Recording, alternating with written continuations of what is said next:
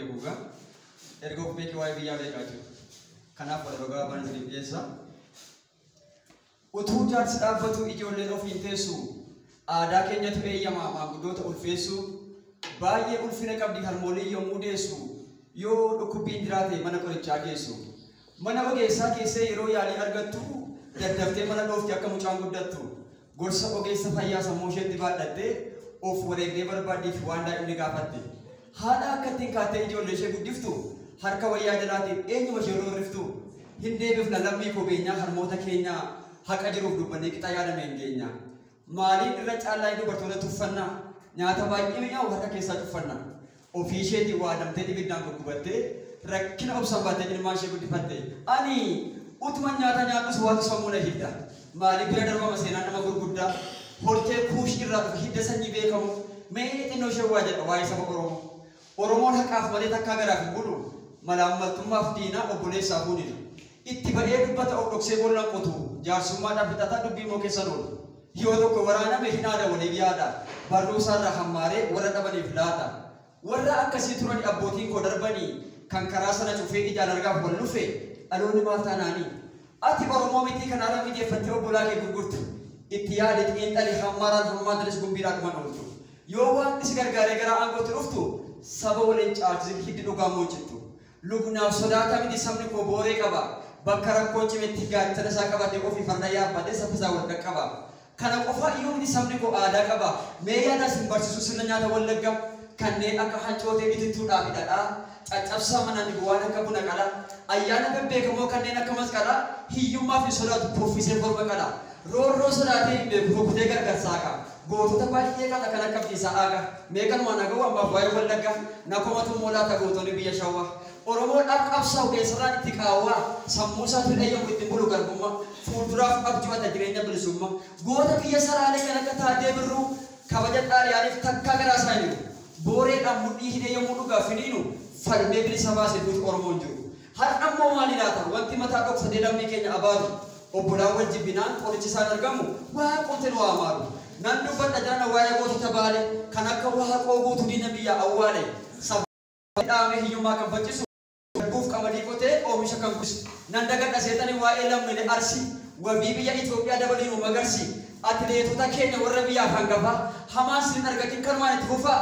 Maqaa isaanii yaamuu fi baay'een harkaalee rataa alaabaa keenya eegaa beekuun sin abdata madda saba Oromoo Booranaadhaa fi Gujii hamaan sin argatiin horsifadhuutii buli yoo keessumaan malee gara Booranaa dhabu aannaniif dhadhaa malee maaloo manatti argu madda diimokiraasii fi warra ijoo jalqabaa achirraa fi gaaffii geggeessaa sirna gadaa. Kanaan baay'ee jaalladhu biyya Iluu Abbaa Booraa yeroo seenaa qoradhu qolinqoo siinan boona. Barreessaa sirna qubee goota Oromoo fide abbaa gammachiis malee maaltu lammii koo dhiige haayilee fidaa malee maaltu saba koo dhiige. Naan dubbadha caalchisee waa'ee bosona Iluu daawwannaadhaaf kan malu bineensota hedduu jiru ijatti kan miidhagus fuuldura dachaaf tabbaa kan ni soorsisan irra argatu damma. Sammuu koo keessaa hin badu waa'ee godina Jimmaa hangaftee kan jalqabde waa'ee ka'umsa bunaa miidhagduu faaya Oromoo kan akka maayii buubaa aggaaroon seenaa qabdi akkuma biyya Gommaa Harargee beektuu laata biyya muuxannoo gaarii hangaftee kan jalqabde waa'ee gabbisa loonii biyya aadaa kabajee waliif galee jiraatu qotiyyoo gabbisanii madda hiyyummaa jiru jabaadhu Oromiyaa kun hundumtuu kan keeti saba keef soorata eegan hin baasin hongeetti. Hangafa biyyaa taatee uummataaf kan arjoomtu seenaa bal'aatu jira kan magaalaa Bishooftu biyya turistii taatee kan hawwatu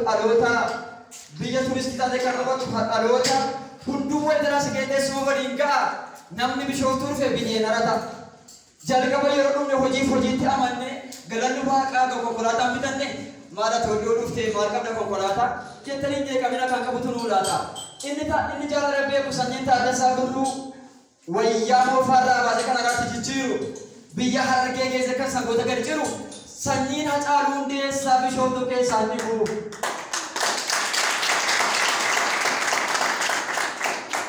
Hawaasni kun dhaqeeyyannaa qoraattii jiru ilmaan Oromoo keessa kan gatii qabne jiru. Yoo tokko qonnaa qotee oomisha gabaa guutu kaan dooktera ta'anii lubbuu dhalootaa bitu. Inni kaan barsiisaadha kan sammuu namaa qaru kaan immoo qabsaadha kan siyaasa xiinxalu. Ani quufeeraa jedhee beekee namatti hin malu seenaa Oromoo yoo kaasu waggaatu narraan galu. Yoo Finfinneen beekamedhaan birooloo dhaga'a. Hamma warraaqsa qabnaan naqamtee bira ga'a. Arsii Bodirree seenaan addunyaatu yaadda. Sumaalee lola kaaftu jimma jaarsumaadha. Oromoon ko ta'eera qabsaa biyyoolessa waan wal jaalannuufi dhiiga keenya wal keessa. Kanaaf nuti inaafni sanyii warra waan mortu xiyya baatee irraa tufte kama shigeessaa jirtu. Oromoon sammuu malee rasaasaa nama lolu. Joobiratti makamna hindaaqoo keessa nolu. Isinumtuu ba'aa malu ilaalcha durii keessa kan barate lubucha waliin madaalu eessa. Qabsaa'otaan nu bulchaa waliin madaalu eessa. Nan sobee. Nan sobee.